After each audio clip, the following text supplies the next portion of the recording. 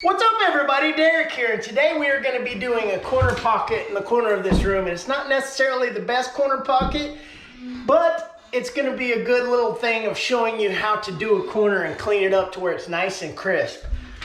Now, we've got us some mud that is mixed up. It's a decent consistency. If you don't have the right kind of mud, see how it's kind of pancake batter? I want a little bit of a setup on it, but you always want to get mud that has a little bit of water mixed in it. Whether you take it straight out of the bucket, if it's box mud, you really need to mix it up with the drill, but if not, you need to at least get a stir stick or something, add a little bit of water, maybe like 6 ounces to a box of mud, and put it in a 5-gallon bucket, mix it up a little bit, and it'll start to loosen up once you put it in here in the pan. Now, if not, you get you a little of the 5-gallon bucket compound mud, put it in here and just add a little bit of water and mix it up back and forth. You want to have a little bit of water added to your mud whenever you're getting it ready for taping. Now, we got our 6-inch knife. We got us some decent mud. Now, what we need to do is we need to load it up because we're going to be doing this pocket. So we're going to do 3 pieces to make this corner. Now we're going to tape it by hand. We could do it with a banjo, but we're not. And I've got this down here, so we're going to meet up with our other tape down here at the bottom. I always like to do the upper part going towards the ceiling and then do the ceiling afterwards. And you can be pretty liberal with the amount of drywall that you put on here because you're going to be wiping it down anyways, and it'll fill in the back cracks and then come out the sides. So as you see, that's pretty good. Get our tape, and you want to cut it with your knife. Now we got a good clean edge here, so we'll just put it up towards the ceiling just like that, so we know how long it's got to be. Put our knife here and then just rip it, and it'll be a clean edge just about every time. Now there is a seam on this tape. So since there's a seam on it, right down the middle, you can kind of fold it just like this. Put it up against the ceiling and just push it in there to where it meets up. It doesn't have to be all the way, but you want to get it as close as you possibly can. Let's get our pan. We're just going to wipe this down. Just like that. You don't want to have a dry area behind your tape, and I got a little bit right there. I just cut it a little bit too long. You know, start in the middle most of the time. I did it right there, but as you push into the corner, it may move just a little bit.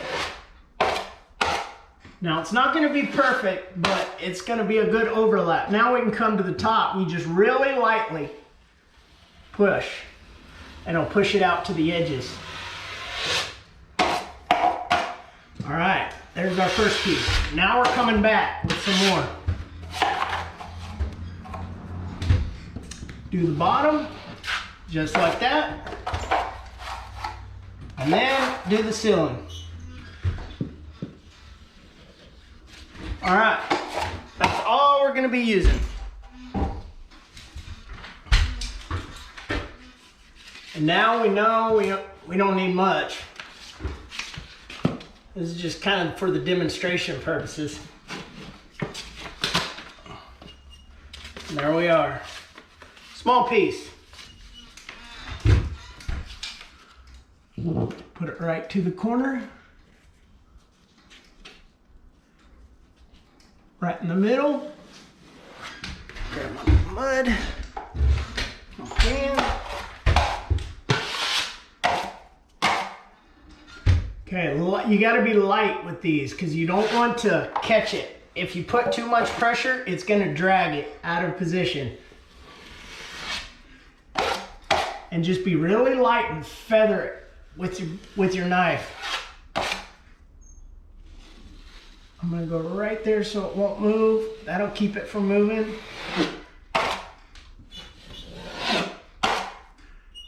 And come back over here and be really light with it. and kind of get more pressure as you go, because it's going to kind of do what's called a vapor lock. It's going to kind of create a suction or a vacuum against the wall.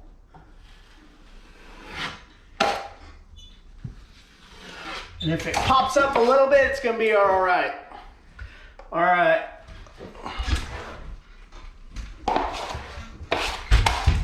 Here we go. We're going to do the same thing to this other side on the bottom first. Just like that. All right, now let's get the ceiling. Missed a little bit right there.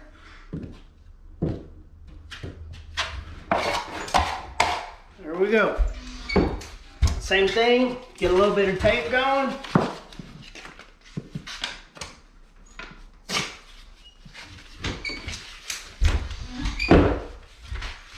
Now we're gonna do the same exact thing and just place it up in here, right in the corner there. Push it up right off the seam, and then lightly feathering it once again on the bottom.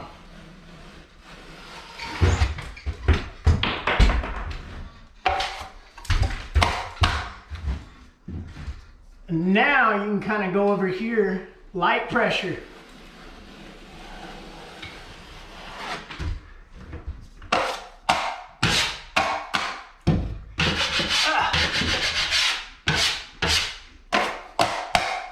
All right, same thing in this corner. Light pressure.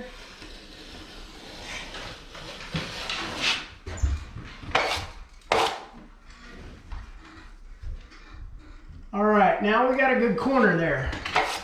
You can either leave it there just like that and come back and skim it, or while you're here, you can get a little bit of mud here. Not a lot, just a little bit. This is gonna be my right side up at the top, so this is all you gotta do. Put a little bit right there, and follow it out. And then just really soft. And just feather it. Light pressure.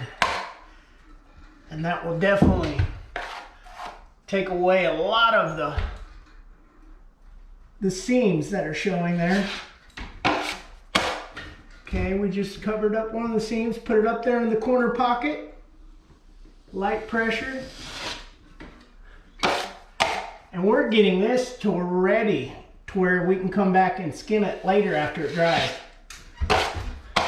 And now that is a perfect looking corner. I mean, not absolutely perfect, but it will be after we skim it one more time. And that's pretty much all you've got to do every time you want a perfectly shaped corner with a good point to the corner.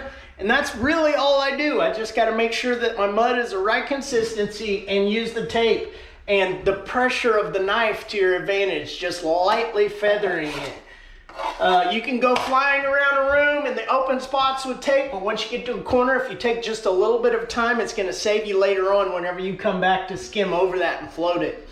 But anyways, guys, that's basically it, and thanks for watching, and subscribe if you haven't already. Like this video if you liked it, and I'll see you guys in the next one.